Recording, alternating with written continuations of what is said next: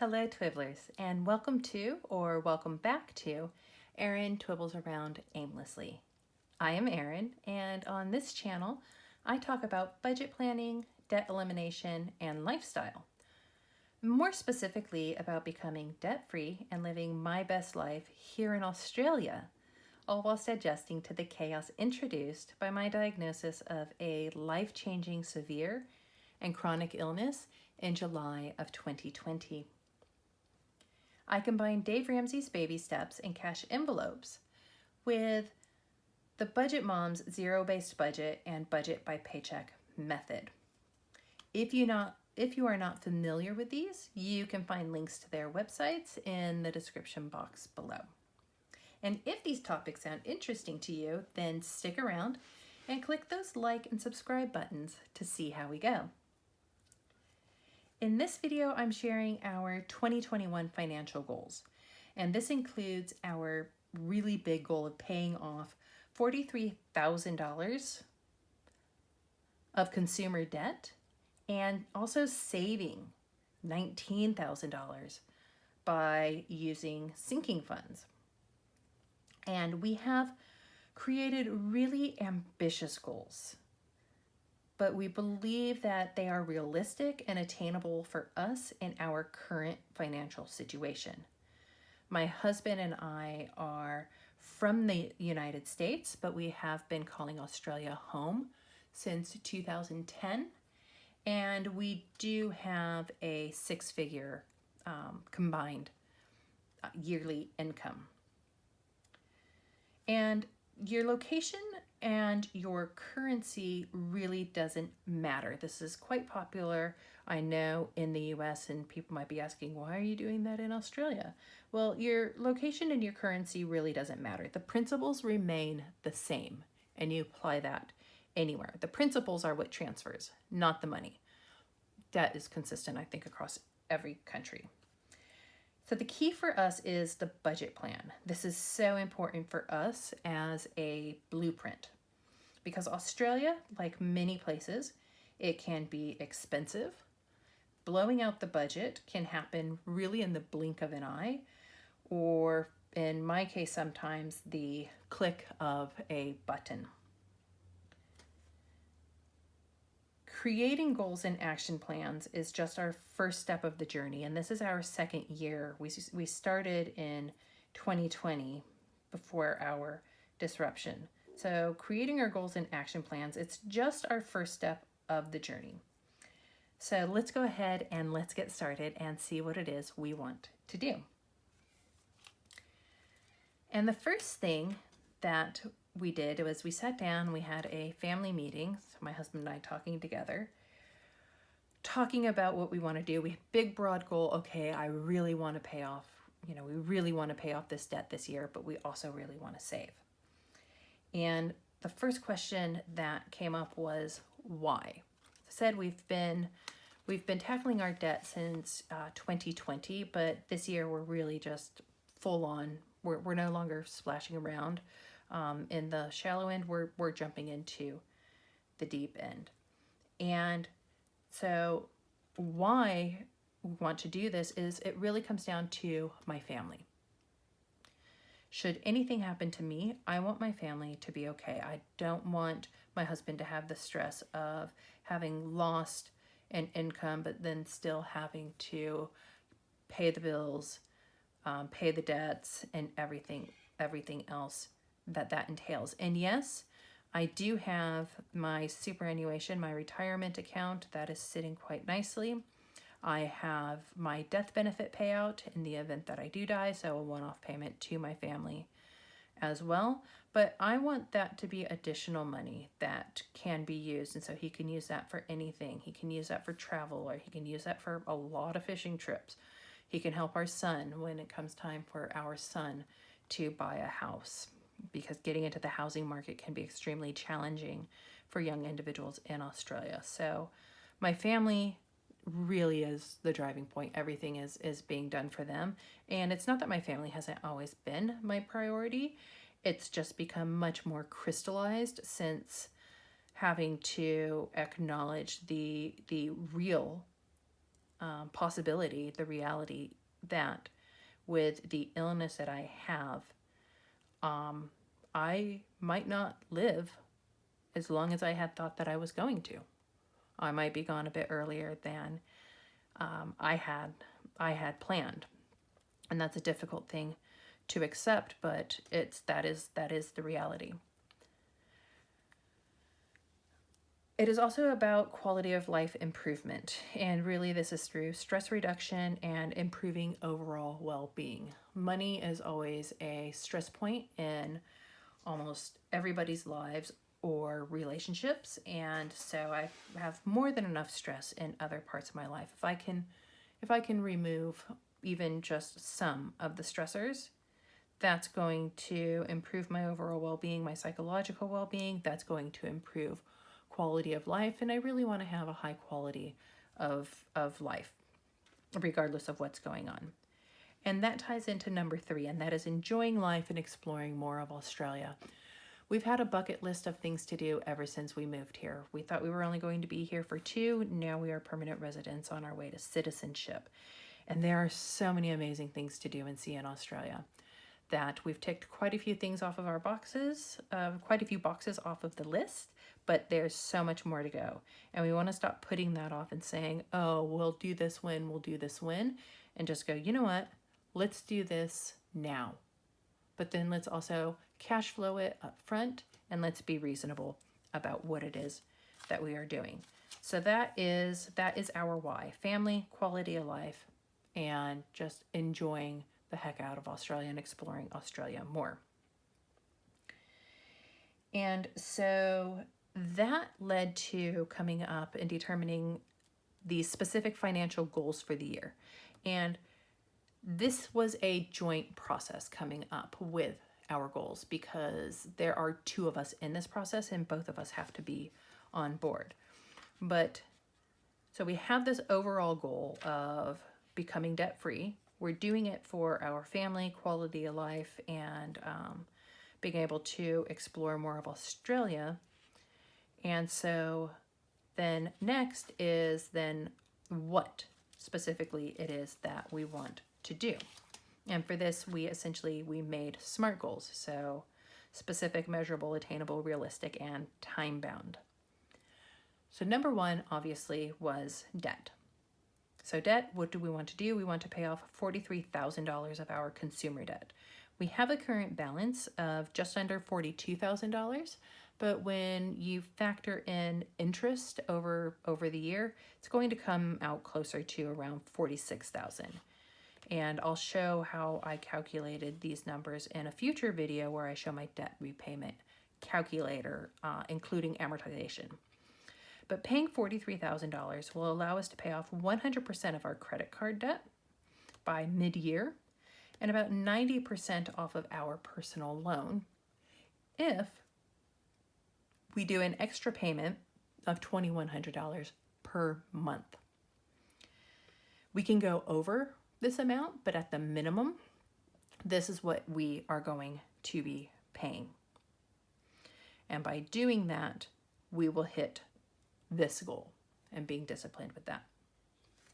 Second is going to be our savings. We don't just want to pay off our debt, but we also want to have money in the bank. It's actually almost embarrassing that at the income level that we are at, that we don't have more money saved up that in the bank, and that we really should. And so this year, we want to save $19,240, but if we add a particular stretch goal, then that will come to $26,862. So about half of what we are paying in debt, so we're going to do that additional amount in savings. And this is both savings accounts and then also sinking funds. Sinking funds are those rolling accounts. I have those broken out, and that will be in a separate video as well. In this process, we will fully fund our registrations for 2022. We were almost able to fully fund them for 2021. We were just a few $1,200, maybe close to $1,000 shy. We have a lot of vehicles. Registration in Australia is expensive as well for that. So we want to be able to have all of that up front so that we know that we already have 1 year of those bills taken care of come the end of 2021. We also want to top up our emergency fund. We already have $1,000. So this is Dave Ramsey, baby step 1. Get your $1,000 emergency fund. But we really learned in 2020 that $1,000 is too low of an amount for us to have. And so we want to, over this year, just contribute another $1,000 to it, maybe more, because again, anything that's over this 2,100, we can put towards our savings, and that's the direction that I'm leaning right now, though I'll change my mind in 5 minutes. We want to look into starting an insurance sinking fund. I have an E there, it should be an S, for 2022. So this is for our private health cover. So we have private health cover on top of our Medicare benefits. We have our home and content insurance, and then we have vehicle insurance for all of the vehicles that we have to pay registrations on. And that comes to you right now. Those are on either monthly or weekly payments. And the total of those come to $9,524. So we're not going to be able to do that up front. I'm not sure that we'll be able to hit that entire amount in 1 year, but that is our stretch goal. That is our something additional to work for. And again, it's going to depend on how much extra we have left over after the 2,100. This amount is non-negotiable. That is the amount that we are paying, that we know that we will have. It will fluctuate sometimes. So if we have those extra paychecks, tax returns, anything like that, then that can go down here. We are also looking to add our 23-year-old son to and get him his own private health cover. And yes, I know he's 23. He should be doing that himself. If you have a young adult, they don't, especially male, they don't always necessarily listen to what it is you are saying or recommending to them. And that would be just under $1,000 per year to get him his own private health cover, in addition as well, again, to the Medicare system. Having that additional peace of mind so that he can go out of the public system into the private system for anything. I have been going through the private system for all of my treatments, and it really is just a sense, a peace of mind. And then we'll be able to transfer that over to him when he becomes more responsible, hopefully sooner rather than later. Also having, Christmas funds and a few other sinking funds as well. So all of those will add up to $19,240. And to do this, contributions of $740 per fortnight. I know a lot of people calculate their sinking funds monthly, but because I am paid fortnightly, my husband is paid weekly, but it is switching to fortnightly this year, so probably about halfway through the year.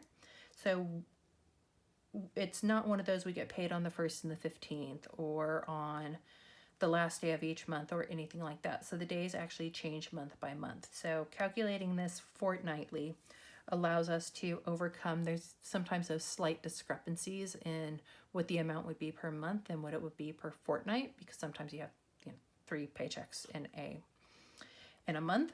So a minimum $740 contribution there, and then also taking part in savings challenges. This includes things such as loose change, $5 notes. The Budget Mom has a series of 24 challenges for 2021, and so I have signed up for that, and then also the Roundup challenge. So these add up pretty quickly, particularly the loose change. I know a lot of people do a loose change challenge. Last year we ended up with around $1,300, and the reason why is because this is what our coins look like here in Australia. So this larger one is a $1 coin, and the smaller one is a $2 coin. So any change that you get back usually has $1 or $2 that are in them. And when you start putting that aside very quickly, all of that adds up. And so doing that is, again, going to help us to get to that goal. And because I am, psychology is my background and training, I always think about the behavioral aspects for change as well. So though not a financial goal per se, this is an important part of achieving those goals. And that is behavioral changes. So what do I need to change? And for me, that is being more diligent, being more consistent, and being more focused. And specifically, submitting reimbursement. So private health cover, sometimes you can opt to pay things up front, which we usually do, and then you just have to file the paperwork. I am terrible about that. I only just recently in the past week submitted reimbursements for bills that I had paid back in July, because I was just like, oh, not a big deal, you know, it's not impacting us.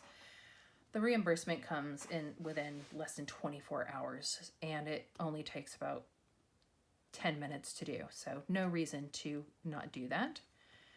Being consistent is just spending 15 minutes per day updating my documents. So I work 40 hours per week to earn my money. I can spend 10-15 minutes per day tracking my money. And lastly, being focused. And this will be having at least one no spend day per week at a minimum. I looked at 2020 and I realized that there was probably no more than a dozen days throughout the year where I did not spend money. So this year I'm going to start with one no spend day per week. So that will be a minimum of 56 days out of the year of not spending money. And having these what and how to do it and what steps we're going to take, that is our action plan, because this helps to ensure that it is realistic, that it is achievable, and this in turn increases the likelihood of success as well. So this is the big part. This is the starting point. And from this, you know, so this is what we're looking at doing to pay off, to hit those goals, to pay off $43,000, to save $19,000 in 2021. This is the roadmap. This is not the real work. The real work begins now, and that is with monthly and weekly budgeting and tracking money closer than I track my macronutrients, which I have to do because my doctor tells me to. And it's going to be challenging, and it's going to be probably frustrating, and I'm probably going to be having a whinge or two because I'm not going to get my way when I want to buy something new. But it is going to be extremely rewarding in the end. I love watching people's debt-free screams. I love watching people's videos where they do their final payouts. It's just, to me, it's just so inspirational, so motivating, regardless of how much or how little. And so we're looking forward to being those people ourselves. And we would love to have you follow along with this journey.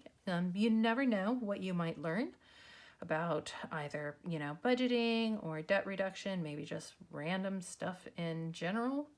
And honestly, a few words of encouragement can do absolute wonders for motivation as well. So don't hesitate to comment, like, and subscribe, because putting this out there for the world to see and judge, because there are people that will be judged, is terrifying. Absolutely terrifying. But I'm doing it anyways, because this is that important to us. So remember to choose kindness, show gratitude, and keep a positive mindset. And I will see you in the next video. Provolone.